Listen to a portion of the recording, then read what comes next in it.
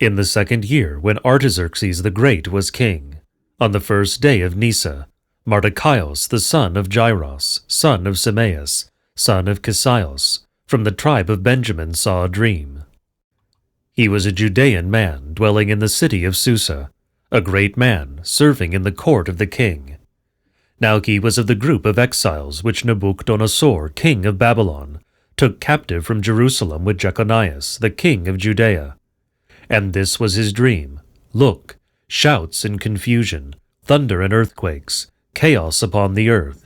Look, 2 great dragons came forward, both ready to fight, and a great noise arose from them.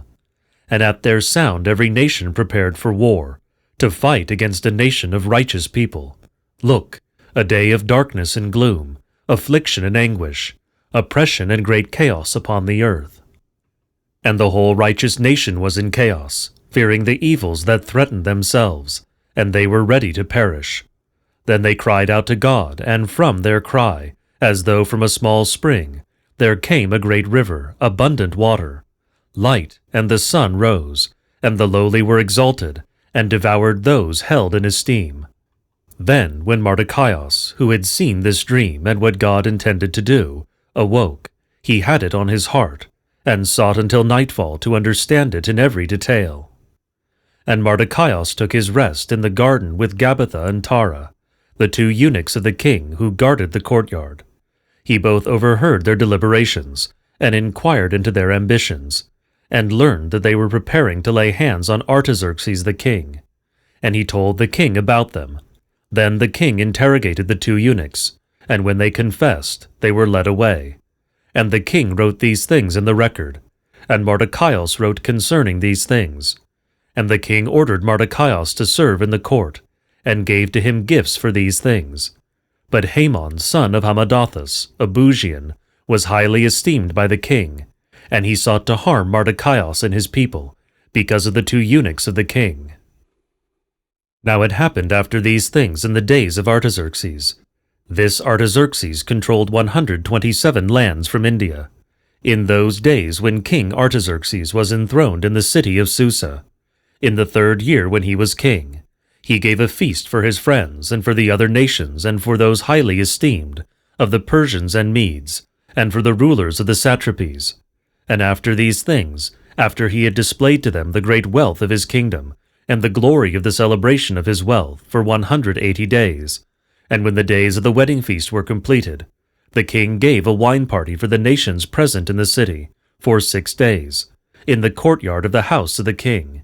It had been decorated with linen and cotton curtains, hung on cords of linen and purple, attached to gold and silver blocks on pillars of marble and other stones.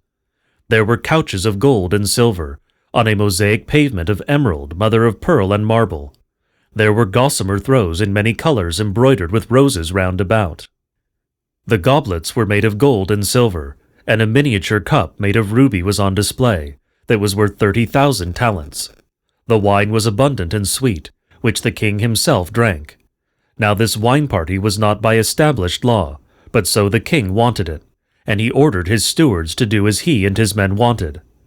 And Astin the queen gave a wine party for the women, in the royal quarters where King Artaxerxes was. Now on the 7th day, when he was feeling merry, the king told Haman and Bazan, and Tara and Boraza, and Zatholtha, and Abataza and Taraba, the 7 eunuchs who attended King Artaxerxes, to bring the queen to him, in order to proclaim her queen, and to place the diadem on her, and to show her to the rulers, and her beauty to the peoples, because she was beautiful. But Astin the queen did not obey him to come with the eunuchs. The king was angry, and he was enraged. Then he said to his friends, "This is how Astin spoke. Therefore give your ruling and judgment on this." So Archasios, Sarsathios, and Malasir, the rulers of the Persians and Medes, who were close to the king and seated first by the king, came to him. And they reported to him what, according to law, must be done with Astin the queen, because she had not done the things ordered by the king through the eunuchs. Then Mucaios said to the king and the rulers, "Astin the queen has wronged not only the king, but also all the rulers and governors of the king." For he had reported to them the words of the queen, and how she defied the king. Therefore, just as she defied King Artaxerxes, so this very day the other princesses of the rulers of the Persians and Medes, when they hear what was said to the king by her, will similarly dare to dishonor their husbands. Therefore, if it pleases the king, let him issue a royal order, and let it be written according to the laws of the Medes and Persians, and let it not be applied differently. Neither let the queen any longer come to him, and let the king give her royal position to a woman better than she. Let the law declared by the king be heard, whatever law he enacts in his kingdom. And thus all women shall bestow honor on their own husbands, from the poor to the rich. This word pleased the king and the rulers, and the king did as Mukaios said. He sent word throughout the whole kingdom, to every land in its own language, so that they had fear in their homes.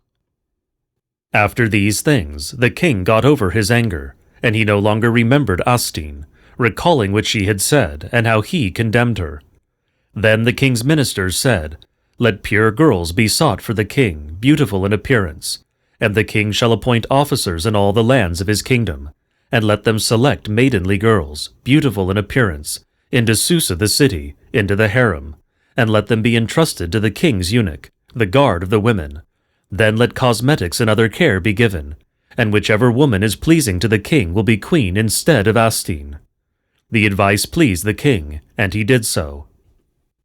Now there was a Judean man in Susa the city, and his name was Mordecaios, the son of Jairus, son of Semeas, son of Kisios, from the tribe of Benjamin, who was an exile from Jerusalem, which Nabuchodonosor, king of Babylon, had taken captive.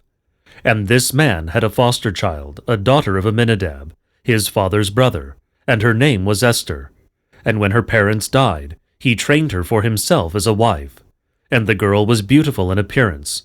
So when the king's ordinance was heard, many girls were gathered into Susa the city under the charge of Guy. Esther was also taken to Guy, the guard of the women. The girl pleased him and found his favor, and he hastened to provide her with cosmetics and her portion of food, and with 7 girls assigned to her from the palace. And he provided well for her and her attendants in the harem. Esther did not reveal her race or her ancestry, for Mordecaios had commanded her not to tell. Each day Mordecaios walked around in front of the harem court, to learn how Esther would fare. Now time for a girl to go in to the king was when she had completed 12 months, for the days of treatment were like this, 6 months being rubbed with oil of myrrh, and 6 months with perfumes and cosmetics for the women, and then she would go in to the king, and whatever she asked he would give her to take with her from the harem to the royal quarters. In the evening she would go in, then toward day she would depart into the second harem, of which Guy, the king's eunuch, was the guard of the women, and she would not go in to the king again, unless she was summoned by name. When the time was completed for Esther, the daughter of Aminadab, brother of Mordecaios' father, to go in to the king, she turned down nothing of the things the king's eunuch, the guard of the women, commanded. For Esther was favored by all who saw her. Esther went in to Artaxerxes the king in the 12th month, which is Adar, in the 7th year of his reign. And the king fell in love with Esther, and she found favor beyond all the virgins. So he set the queen's diadem on her. Then the king gave a wine party for all his friends and forces for 7 days. He celebrated Esther's wedding feast, and gave rest to those under his rule. And Mordecaios was serving in the court, but Esther did not reveal her ancestry, for so Mordecaios had commanded her, to fear God, and to do his ordinances, just as when she was with him. So Esther did not change her way of life. The 2 eunuchs who were the king's chief bodyguards were irritated because Mordecaios was promoted, and they sought to kill Artaxerxes the king. But the matter became known to Mordecaios, and he alerted Esther, and she explained to the king the details of the plot. So the king interrogated the 2 eunuchs and hanged them. Then the king ordered to make an entry as a memorial in the royal archive, in commendation of Mordecaios' loyalty. After these things, King Artaxerxes honored Haman, son of Hammedatha, a Buzian, and exalted him and set him above all his friends, and all who were in the court would do obeisance to him, for the king had commanded them to do so. But Mordecaios would not do obeisance to him. Then those in the court of the king spoke to Mordecaios. Mordecaios, why do you disobey what the king says? Day after day they spoke to him, and he would not listen to them. So they revealed to Haman that Mordecai was opposing the commands of the king, and Mordecai revealed to them that he was a Judean. When Haman learned that Mordecai would not do obeisance to him, he was very angry, and so he planned to destroy all the Judeans under the rule of Artaxerxes.